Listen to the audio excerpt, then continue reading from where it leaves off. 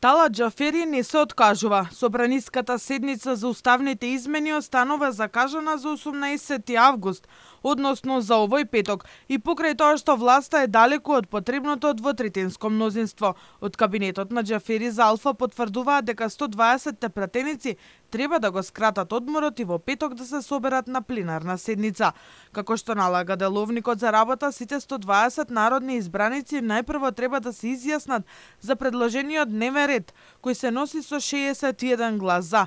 Потоа Џафери отвара претрес, односно дебата која може да трае до 10 дена.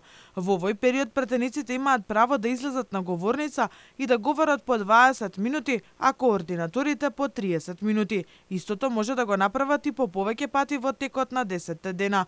Потребата и отварањето на уставот за измени се носи со двотретинско мнозинство, односно за тоа треба да гласаат 80 пратеници. Во спротивно, постапката не може да продолжи. Веќе повеќе од јасно дека опозицијските пратеници се против метнување на бугарите во уставот. Но според шпекулациите, глас за уставните амандмани нема да дадат некои пратеници од владеачкото мнозинство. А додека го нема двотретинското мнозинство, спикерот најави дека точката нема да се најде на гласање.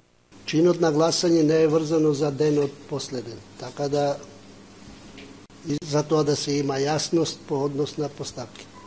Тоа го предвидува и деловникот, тоа го покажува и праксата претходно од слични иницијативи за уставни измени, затоа што собранието одлучува доколку има потребно мнозинство.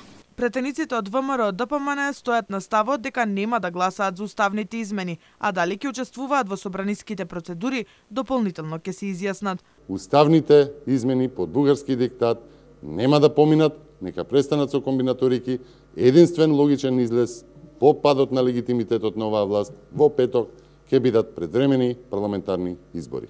Уставните измени се однесуваат на дополнување делови од народи во преамбулата и во членовите 49 и 78 од уставот при набројувањето на деловите од народите во земјата.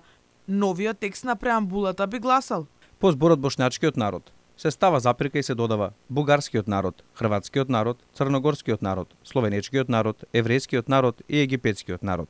Уставните измени со впишувањето на бугарскиот народ се обврска што беше преземена од Македонија со прифаќањето на францускиот предлог и од почнување на преговори со Европската унија.